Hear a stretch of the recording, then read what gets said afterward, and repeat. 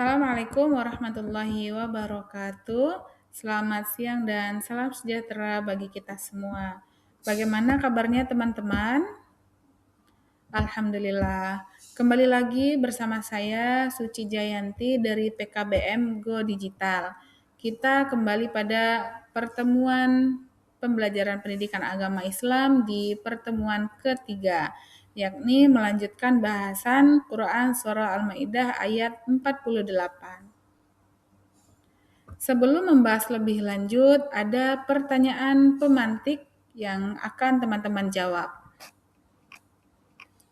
Ruang kerja adalah tempat ibadah. Jika sawah, pasar, atau tempat dagangan kita adalah sajadah kita, lalu bagaimana cara kita merawat dan menjaganya? Silakan teman-teman jawab sendiri. Kerja sama dengan ibadah. Dalam Islam, ibadah bukan hanya sholat dan puasa. Bekerja mencari rezeki yang halal untuk keluarga adalah bentuk ibadah atau amal sholat yang sangat mulia. Tentu jika niatnya benar, karena keringat yang menetes saat kita lelah bekerja itu akan dihitung sebagai penggugur dosa. Ada 3 pilar etos kerja Islami. Yang pertama adalah amal soleh. Setiap pekerjaan halal yang dilandasi dengan niat baik adalah ibadah yang mendekatkan diri kepada Allah. Yang kedua, mandiri. Pantang menjadi beban orang lain, karena tangan di atas itu selalu lebih baik daripada tangan di bawah. Yang ketiga adalah itkon, bekerja secara profesional, tekun, dan bersungguh-sungguh akan memberikan kualitas yang paling maksimal. Membedah kasus nyata. Agar lebih paham, kita akan bedah kasus berikut. Kasus yang pertama ada di bidang sektor pertanian. Misal ada dua petani,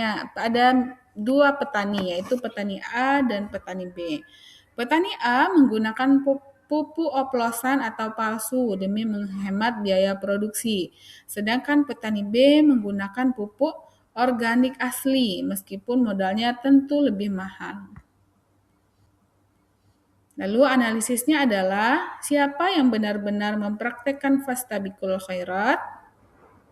Tepat, yaitu petani B, karena berlomba memberikan kebaikan. Ia tidak hanya mencari untung materi, tetapi juga mencari keberkahan.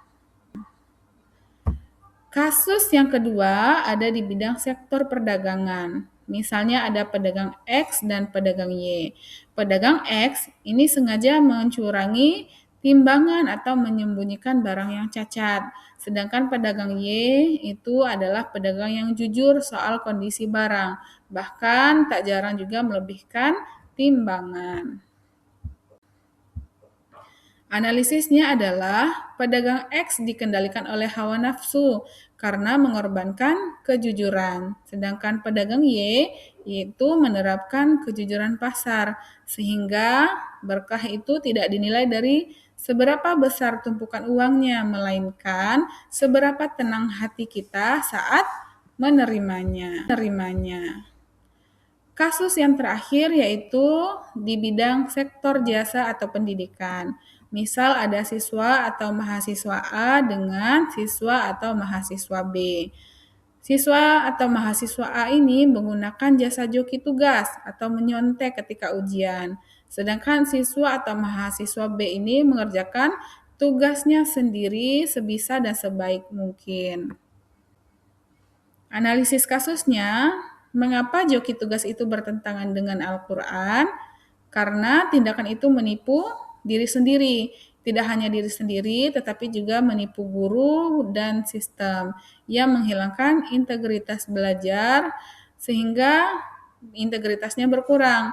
Sedangkan belajar adalah tentang proses atau itkon, bukan sekedar membeli ijazah ataupun nilai.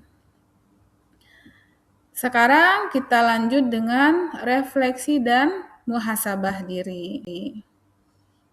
Teman-teman boleh merancang ikrar etos kerja. Misalnya dengan hari ini kita tidak hanya sekedar belajar teori, Tetapi kita juga mempersiapkan dengan buku catatan atau di ponsel, teman-teman tulis ikrar etos kerja pribadi.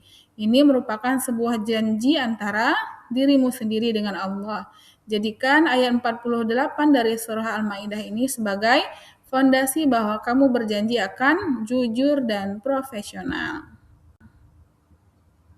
Apapun profesi teman-teman, berikan yang terbaik. Misal, merawat tanaman dengan sepenuh hati sebagai wujud rasa syukur atas alam. Kemudian misalnya di bidang lain, teman-teman sebagai pedagang, maka melayani pembeli dengan senyum dan menjamin kualitas barang secara jujur. Atau misalnya dalam bidang pendidikan, yaitu menuntut ilmu dengan tekun, menjauhi kecurangan demi masa depan yang gemilang. Kemuliaan kemandirian. Sebaik-baik pekerjaan adalah pekerjaan seorang pria dengan tangan sendiri, asalkan ia ikhlas atau jujur. Hadis riwayat Ahmad. Profesionalisme atau itqan. Allah menyukai seseorang yang jika mengerjakan sesuatu, ia melakukannya dengan profesional. Jadikan lelah teman-teman semua, baik itu di kebun, di pasar, atau di sekolah sebagai ladang pahala. Jangan pernah menyerah untuk berlomba dalam kebaikan setiap harinya. Sekarang, apakah teman-teman siap untuk berubah? Mari jadikan pekerjaan dan belajar kita sebagai jalan pintas menuju surga Allah Subhanahu wa taala. Terapkan fastabiqul khairat mulai dari hari ini. Itulah materi kita pada pertemuan kali ini. Semoga bermanfaat. Jika ada pertanyaan, teman-teman bisa tanyakan di WA Group atau personal chat ke Tutor Paket C. Terima kasih. Assalamualaikum warahmatullahi wabarakatuh.